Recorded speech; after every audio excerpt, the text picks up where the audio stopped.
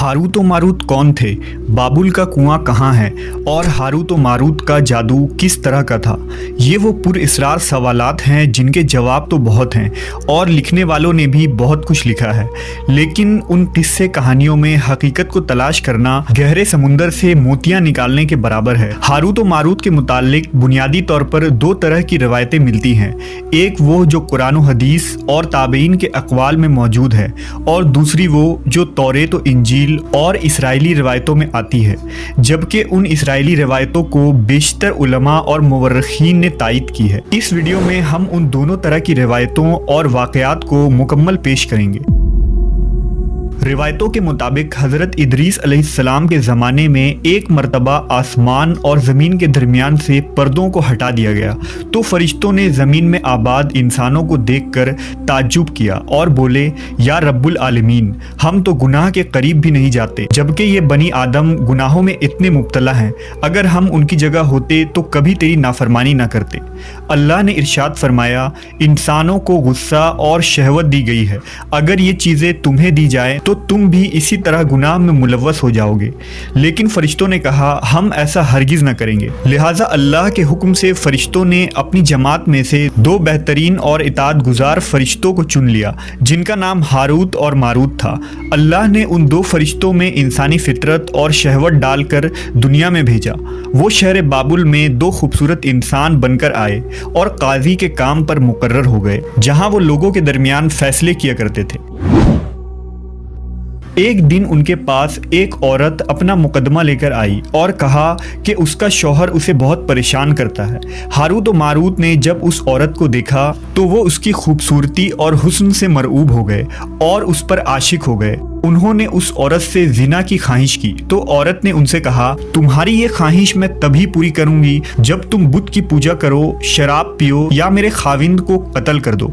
Harut व Marut ने शराब नोशी को छोटा गुनाह समझकर पी लिया और नशे की मस्ती में दो और कबीरा गुनाह कर बैठे। उस औरत ने उनसे आसमान पर चढ़ने का अमल भी सीख लिया, जिसके जरिया वो आसमान पर जाते थे। जब औरत इस अमल के जरिया आसमान पर गई तो अल्लाह के हुक्म से उसे सितारे की शक्ल में मस्ख कर दिया गया।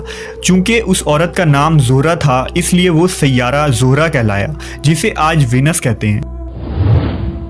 इस गुनाह की वजह से हारूत व मारूत खुद वो इसमें आज़म भूल गए जिसे पढ़कर वो आसमान पर जाते थे और बतौर सज़ा उन्हें बाबुल के एक कुएं में उल्टा लटका दिया गया, जहां वो ता क़यामत यूं ही कैद रहेंगे। ये एक इसराइली रवायत है जिसे इमाम इब्न कसीर और फ़खरुद्दीन राज़ी जैसे मुफस्सरीन अफसाना और मन घड़त कहानी करार देकर सख्ती से रद्द कर देते हैं। वहीं इमाम सयूती जैसे उलमा इस रिवायत को मुस्तनद मानते हैं। हारूत व मारूत और चाहे बाबुल के सिलसिले में एक और रिवायत कसरत से बयान की जाती है, जिसके मुताबिक एक ज़माना ऐसा था जब शहर बाबुल रुए ज़मीन पर तहजीब व तमद्दुन का मरकज़ था। यहाँ के लोग बातिल खुदा की परस्तिश किया करते थे। ये लोग अपनी किस्मत उनसे वाबस्ता समझते थे, इसलिए इल्म नजूम और इल्म फल्कियात में बड़े माहिर थे। उनके बुतकदों में सितारों की पूजा की जाती थी। ये लोग जादू, तंत्र मंत्र, सिफली को बहुत अहमियत देते और इस इल्म के जरिया मुआशरे में खूब फसाद फैलाते थे। ये लोग तिलिस्म, जादू, तंत्र मंत्र में बहुत आगे बढ़ गए। उनमें बड़े बड़े जादूगर मौजूद थे। उनकी तारीखी किताबों में जगह जगह जादू और तंत्र मंत्र ही नजर आता है। उनका जादू दूर दूर तक मशहूर था। मुख्तसर ये कि उस शहर का बाशिंदा होना ही जादूगर होने की अलामत थी। जब हज़रत सुलेमान अलैहिस्सलाम की हुकूमत आई तो आपने उन लोगों को इस शिरकिया अमल से रोका और उनकी सहर और जादू की किताबों को एक जगह जमा करके अपनी अजीम कुर्सी के नीचे दफन कर दिया, ताकि इस फितना अंगेज इल्म का जड़ से खात्मा हो जाए। जब सुलेमान अलैहिस्सलाम की वफ़ात हुई तो शैतान ने उन किताबों को दोबारा खोद कर निकाला और लोगों से कहा कि सुलेमान पैगम्बर नहीं था, बल्कि उन किताबों के ज़रिया हुकूमत किया करता था। लिहाजा हवा में उड़ना, जिन्नात पर काबू और सुलेमान अलैहिस्सलाम के गैर मामूली मुआजिज़ात दरअसल जादू और सिफली का अमल था। बनी इसराइल ने उसकी पैरवी की और उन किताबों को पढ़ना शुरू कर दिया। लिहाजा दोबारा ये शर अंगेज इल्म इस कौम में सुरायत कर गई। अल्लाह ने सुलेमान अलैहिस्सलाम पर लगाए गए इल्ज़ाम और तुहमत की नफ़ी करते हुए सूरह बकरा में फरमाया है, اور انہوں نے اس چیز کی پیروی کی جو شیطان سلیمان کی بادشاہت کے وقت پڑھتے تھے، اور سلیمان نے کفر نہیں کیا تھا لیکن شیطانوں نے ہی کفر کیا۔ لوگوں کو جادو سکھاتے تھے، اور اس چیز کی بھی جو شہر بابل میں ہاروت و ماروت دو فرشتوں پر اتارا گیا تھا، اور وہ کسی کو نہ سکھاتے تھے جب تک یہ نہ کہہ دیتے کہ ہم تو صرف آزمائش کے لیے ہیں، تو کافر نہ بن۔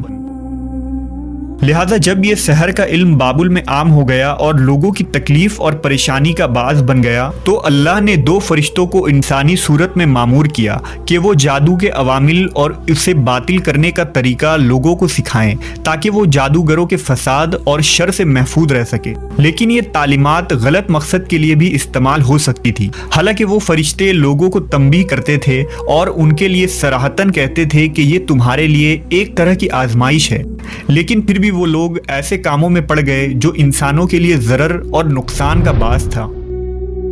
بعض عربی داستانوں میں اس کنویں کا ذکر بھی ملتا ہے جہاں کئی لوگ پہنچے اور ہاروت و ماروت سے ملاقات کر کے جادو کا علم بھی سیکھا، جبکہ بعض مورخین کا کہنا ہے کہ عراق کے شہر حلہ کے قریب ایک کھنڈر میں موجود قدیم کنواں ہے جہاں سے بابل کی سرحد شروع ہوتی تھی۔ یہ اس کنویں کو ہی چاہ بابل قرار دیتے ہیں۔ بہرحال اس واقعے سے یہ سبق ملتا ہے کہ سفلی اور جادو ایک شرکیہ عمل ہے، مگر یہ کہ اس کا استعمال فساد اور شر پسندی کے خاتمے کے لیے کیا جائے۔